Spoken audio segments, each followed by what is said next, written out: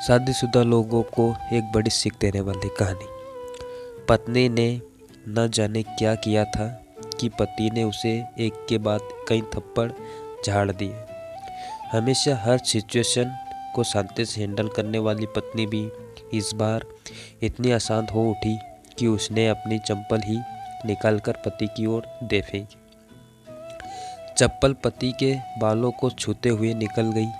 ये किस्सा यहीं पर ख़त्म हो सकता था, मगर पति ने इसे अपनी मर्दानगी का विषय बना लिया और बात बड़ से बदतर होती चली गई।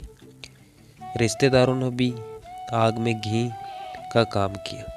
किसी ने कहा, जो औरत अपने पति को चप्पल से मार सकती है वो ना ही तो वफादार हो सकती है और ना ही पतिव्रता। ऐसी औरत परिवार ही नहीं पूरे समाज का पर कलंक की तरह है। बीवी के पक्ष वाले कहाँ पीछे रहने वाले थे। किसी ने कहा, 21वीं सदी में जो भी स्त्री के साथ मारपीट करते हैं उन्हें तो जेल भेज देना चाहिए। तो कोई कहता है उसको कोई पसंद आ गई होगी इसलिए अब पत्नी को मारपीट करने लगा है। बात कोर्ट तक पहुँच गई। दोनों पक्षों ने एक दूसरे के खिलाफ केस फाइल कर दिया। पति ने चरित्रहीन होने का तो पत्नी ने दहेज और शारीरिक उत्पीड़न का आरोप लगाया। 2 वर्षों से अधिक समय के लिए केस चला था। इन 2 वर्षों के दौरान दोनों पति पत्नी अलग अलग रहे थे। इन 2 वर्षों के दौरान दोनों पक्षों के समर्थकों की संख्या कम हो गई थी। पहले जहां दोनों पक्षों में समर्थकों का समूह होता था, अब गिने चुने लोग रह गए थे। पति और पत्नी दोनों का आर्थिक स्थिति भी इस समय से दौरान नीचे गिर चुकी थी। जिन्होंने वह अपना शुभ चिंतक समझ रहे थे, पैसों की बात आती ही उन्होंने भी अपना पलड़ा झाड़ लिया था। अगर कोई देने को राजी तो कोई ब्याज की शर्त।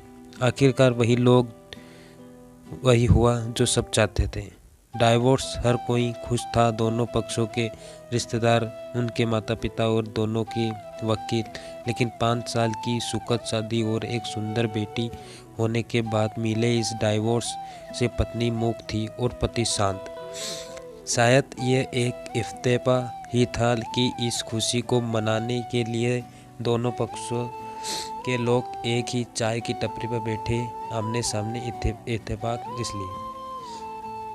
इसलिए क्योंकि ज़्यादातर लोग जो एक दूसरे के विरोध पक्ष में सपोर्ट कर रहे थे वे एक दूसरे को अच्छे से जानते भी नहीं थे। पति पत्नी भी इन सभी से दूर एक दूसरे के सामने मेज पर बैठे। पत्नी ने पति से कहा, अब तो खुश होगे ना, तुम्हारे मन की जो हुई मुबारक हो। तुम भी तो आज जीत गई, मुझसे तलाक तो तुम्हें भी मिल गया। Congratulation to you. पति ने कहा, तलाक तो तुम जीत का प्रतीक समझते हो? पत्नी ने पूछा। पति चुप रहा। थोड़ी देर की शांति के बाद पति ने कहा, मुझे तुम्हें 5 लाख रुपए अभी और हर महीने 8,000 देने का आदेश है। अभी मेरे पास पैसे नहीं हैं, इसलिए हमारा मतलब मेरा जो सिटी में फ्लैट है उसे तुम्हारे नाम कर देता हूँ। पत्नी बोली, लेकिन उस फ्लैट की कीमत तो 18 लाख की है। हाँ, लेकिन हमारी बेटी तुम्हारे साथ है और आगे जाके उसके खर्चे भी बढ़ेंगे, तुम्हें थोड़ी आसानी होगी। पति ने ऐसा कहा। दोस्तों, कहानी अच्छी लगी तो प्लीज़ चैनल को सब्सक्राइब करें। नहीं, मुझे सिर्फ 5 लाख ही देना है और तुम हर महीने 8,000 तो देने ही वाले हो। मैं मैनेज कर लूँगी। अगर 5 लाख नहीं है तब भी कोई बात नहीं। पत्नी ने कुछ ऐसा बोला। दोस्तों, वीडियो पे एक प्यारा सा लाइक ज़रूर कर दीजिएगा, जिससे कि मुझे अनुभव मिले। दोनों फिर से शांत हो गए।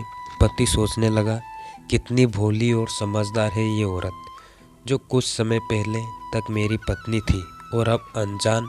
ये वही है जो कम से कम खर्चे में घर चलाती है और पैसे बचाकर मेरे जन्मदिन और बर्थडे पर हमेशा मेरे लिए नए कपड़े खरीद लाती। कभी बीमार भी हो जाती तो पैसे बचाने के लिए मुझे मालूम ना होने देती और घरेलू नुस्खों से अपना इलाज कर लेती। मगर घर में कोई और बीमार होता तो तुरंत डॉक्टर के पास लेकर जाती। मेरी ही मति मारी गई थी। मैं ही अपनी झूठी मर्दानगी के चक्कर में इतनी बड़ी गलती कर बैठा। दोस्तों, कहानी आपको कैसी लग रही है पति पत्नी की, प्लीज़ कमेंट बॉक्स में बताइए। और चैनल पर पहली बार है तो प्लीज़ चैनल को सब्सक्राइब कर लीजिए और साथ में बेल आइकन को प्रेस कर दीजिए। पत्नी के दिमाग में भी उथल पुथल चल रही थी। अभी भी वैसा का वैसा ही है। पहले भी खुद से ज़्यादा हमारे बारे में सोचता था और अब भी वही कर रहा है।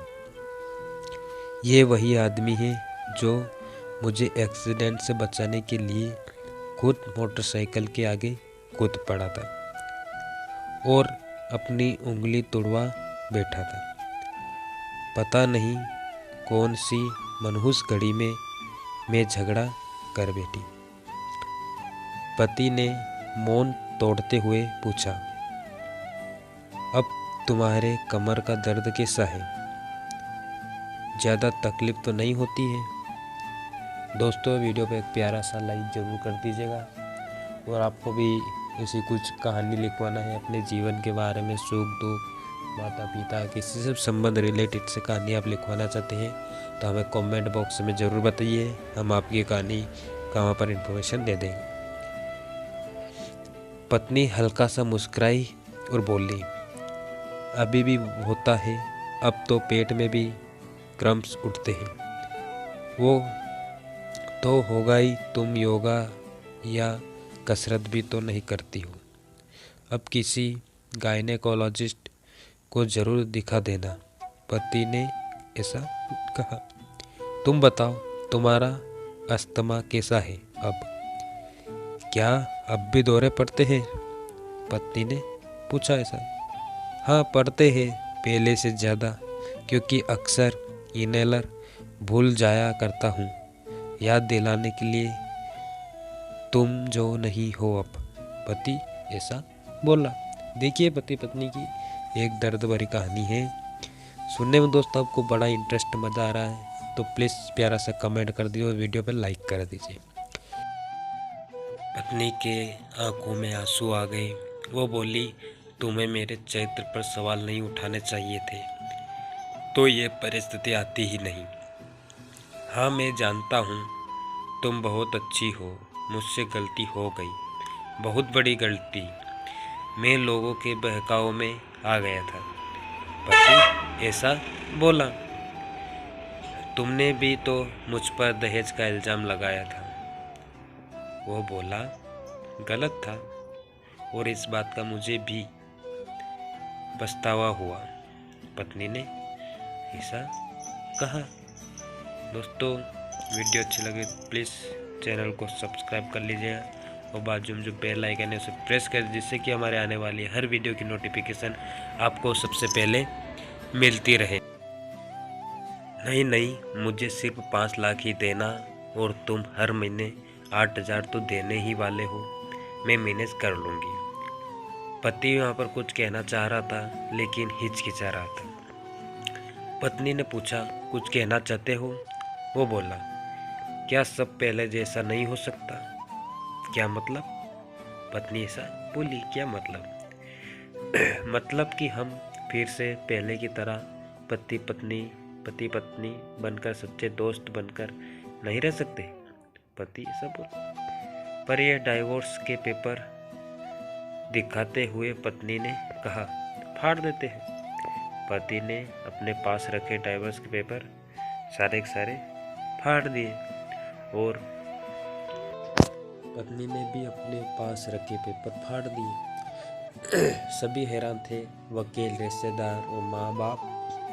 पति पत्नी दोनों एक दूसरे के हाथ में हाथ पकड़े अपने घर की तरफ चले गए। दोस्तों, इस कहानी उन हर पति पत्नी के लिए है जो बड़ी सीख है, जो छोटी बड़ी बातों पर लड़ते हैं और इन झगड़ों को बड़ा बना के अलग होने का डिजाइन लेते हैं। प्यार और झगड़ा तो एक सिक्के के 2 पहलुओं की तरह है। दोनों को स्वीकार करना होगा, तभी ये पवित्र रिश्ता उनकी मंजिल तक पहुंच पाएगा।